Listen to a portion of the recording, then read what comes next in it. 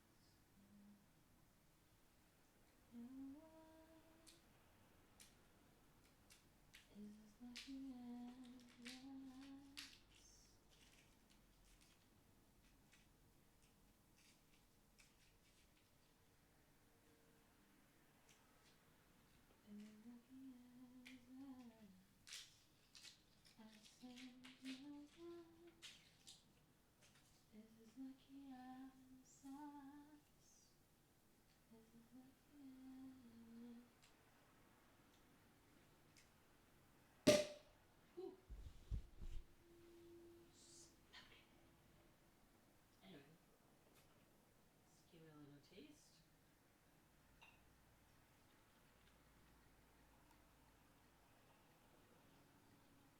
I put it in the freezer for a moment, so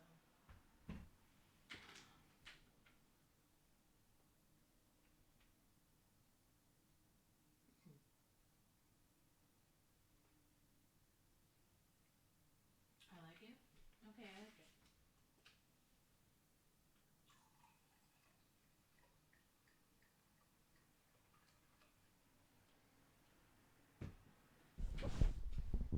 Okay, so I feel comfortable sipping on that.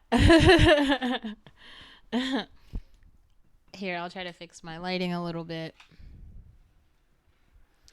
You know, I am gonna invest in a new light. That's another thing that's on the list, but um, yeah, we might do that tomorrow.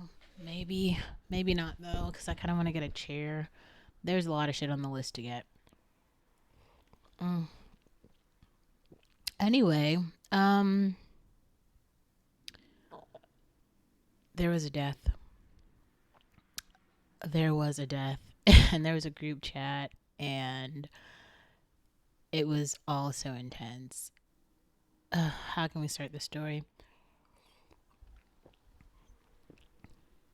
Drugs are really bad. Like people tell you like don't do drugs, and I mean I think a lot of people think it's like a joke now because people are just like recreationally using marijuana and all type of shit. And they keep thinking that like it's gonna be okay, and it isn't because sometimes I know a lot. I don't want to say I know a lot. There are people. I'm not gonna say I know these people or not, or if I'm familiar with it or not. But there are some people who are very productive while using like cocaine. Okay, very people who are in very high paid careers and they're using very expensive cocaine and it helps them and they snort shit. Okay, and maybe it's not cocaine, maybe it's something else. They're snorting things and it is giving them temporary highs. I personally would encourage you if you become an adult of legal age and you decide to engage in adult things, just stick to like cigarettes, cigars, and alcohol, champagne. It's just better. Don't get me wrong, because like alcohol is also not good for you. And I don't want you sitting here like believing that bullshit. It's not good for you. Cigarettes aren't either. But of all the vices, those are the ones that we're like pretty familiar with. And, you know, lung cancer kills you slow, but like crack addiction seems to take you fast. So make your choices, right? Mm. And I guess I also really feel like it's important to note the value of community. What I mean by that is like, just because you work with someone or you're friends with someone, like really ask yourself, like, are you actually checking in on that person to make sure that like they're okay? And that like you know for sure that like they're okay. Because like a lot of people aren't okay and we're out here thinking that they are and they're just not. Like they desperately need someone to talk to about things. Sometimes the suffering also is very silent because someone feels a particular way, like maybe a lot of stress about something they're going through, and they don't know how to talk about the stress in a way where they're like just directly identifying the stress. It's a weird thing to say, but that is exactly what I mean. Um, what else do I have to say? I saw I didn't actually watch this video, but I saw a snippet of this girl Lynette, and it's very strange because it seems like she is talking about the Israel Palestine war, and I guess she's following people who are into. It seems like she's like becoming woke for the first time. I noticed this with a lot of like, I don't even want to call them just college students because I feel like people who go to good, like the reason the Harvard students are the ones who are being called out for activism is because they don't just like sit around and like read articles and be like, oh yes, this happened. In a lot of schools, like 80% of the universities in America, people are really dumb. So you're talking to like college graduates who like literally don't know shit. They take the same titled classes like US history or something, but the way that you will hear a Harvard grad talk about US history and the way that you will hear like this Lynette girl talk about like US history are worlds apart. It's like she's waking up for the first time being like, everybody should wake up. Like, listen to the way like these dumbass Americans talk about anything. You'll be like, this is insane. Like, you're actually stupid. And this is how I feel about like so many of the like race relations things.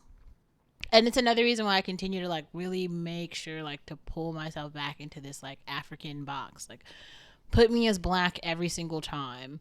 Because like no matter which way you spin it, okay, like from the angle of a continental African, from the angle of a black American, colonialism and racism is most important, okay? You can't make any decisions without thinking about those things first. Because if you do, your life will be impacted and you might die. And that's just real. Because we've seen it so many times. Then there's all these things. If you're a black woman, you have to include patriarchy because if you don't include patriarchy, you might die. So these are like real existential risks to life. And the way that she's talking about it, she's all like, we're a community. We're all, things impact each other. No shit, Sherlock. The only problem here is like, all of a sudden we're seeing like some white people die and we're all supposed to care more.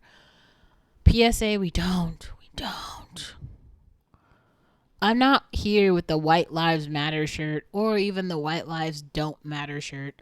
But let's create a new shirt. White lives don't matter more. Okay. A life lost is a life lost. Or maybe we should just say a valuable life lost. Because the way that some of y'all have been talking about Palestinians says so much more about you and racism and how far I would like to be away from you on planet Earth. I don't think that we're all the same type of human. I don't think we're all humans. I'm sorry. Like, I feel like I'm convinced at this point. Like, there are some people, probably like black people, humans, you know, of the human race. Other people might just be like demonoids from something else because there's no way. It's like, as I was growing up, looking at some of the atrocities that were committed and still have been in the past, and I'm talking about on American soil. I wasn't even old enough to learn about world history yet. So I was just looking at like American atrocities. First of all, nobody was talking about them in a way where they were considered atrocities. It was just like black person die, black person die, black person's treated inhumanely, black person, this is done to them, black person is lynched from a tree, black person is shot in the face, black person is not allowed to catch a bus, black person cannot purchase groceries at a store.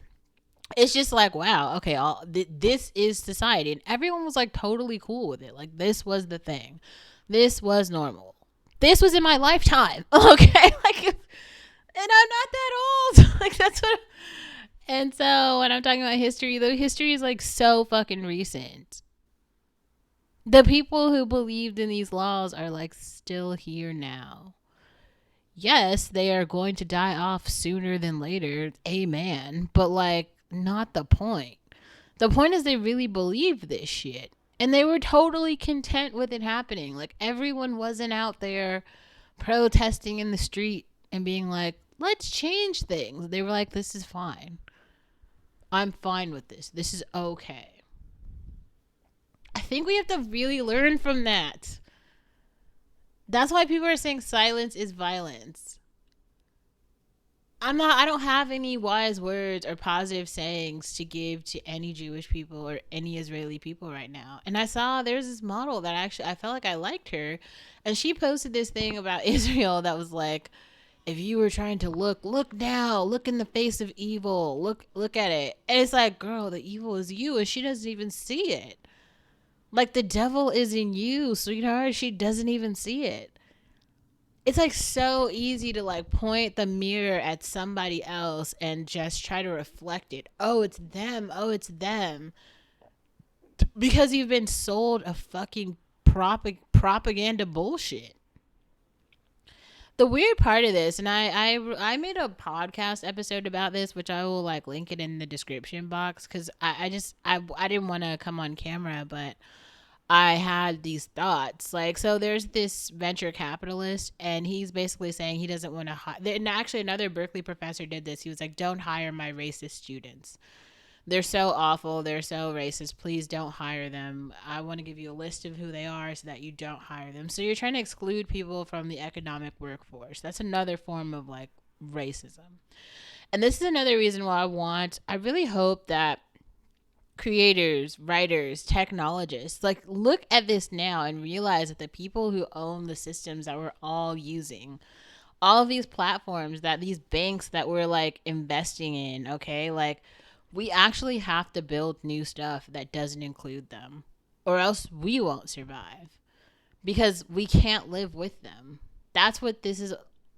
The Israel-Palestine debate that has resurfaced, because it's never really died, it's just resurfaced now, has shown me that we are unable to live together, like, on the planet. Like, we have to divide the planet by like racial groups and probably like ethnic and religious groups as well, and make sure that we are so far away, because we will never have peace. There's no peace.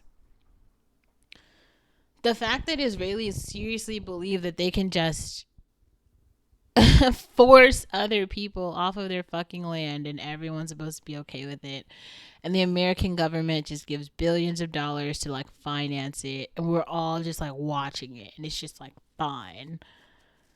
This isn't the first time that this has happened. This is another example of genocide. Another one. We've seen it before, and we'll see it again. And the same people who were silent before will be silent again. And maybe they will be one of the silenced people who's silenced forever. Mum's the word. But seriously, like, what's the point of trying to pretend like we have the same, we don't have we're not all working toward the same goal of peace. Like, peace requires a certain amount of diplomacy. If you are seriously so hurt by whatever happened to one group, because things are happening to both groups, that's another thing that's very strange about any resource, like anything you want, whether it's like a piece of paper or an accolade, a trophy, a part in a movie, even being able to like write something, write a script, produce your own shit on YouTube, whatever it is. There are real resources that go into enabling you to do that. You would have had to had food in your belly to make it so that you weren't hungry, so that you weren't starving, some sort of electricity, a device, the internet. Okay, you'd have to have enough like wherewithal in your mind to be able to make like put thoughts together and sequence those thoughts and like share those thoughts in a way that makes sense to other people. All of these things would have to be true in order just for you to fucking make a YouTube video. Sounds simple, right? But then when you think about it like that, you're like, damn, a lot goes into it. Yeah. Everybody can't see that. If you're fucking sitting here in, Gaza right now, okay, and like you barely have the internet because all your fucking electricity has been shut down. How are you gonna like produce a video that you could share with someone? How? Where are you gonna upload it? There's no library or anything. All you've been bombed out. You might have lost your phone. Like there's no more story to share. There's nothing. People are like uploading their wheels and final words. And the thing is like not to be funny or anything, but like kind of who cares? Not who cares in a way where I'm being sarcastic, but in a real sense. Like, do you personally care about the story of the person who got bombed in Gaza, the Palestinian person who had a goal or something or a life thing? No, like I gotta say, like I'm probably not very interested in that story. What I am interested in is kind of the policy, the policy behind that enabled this to happen in the first place. That's the part that I take an issue with. Like, how the fuck did we get here? How are we seriously at a place where we can watch ethnic cleansing happen and it's a two-sided debate? Bro, like come on, bro. I swear.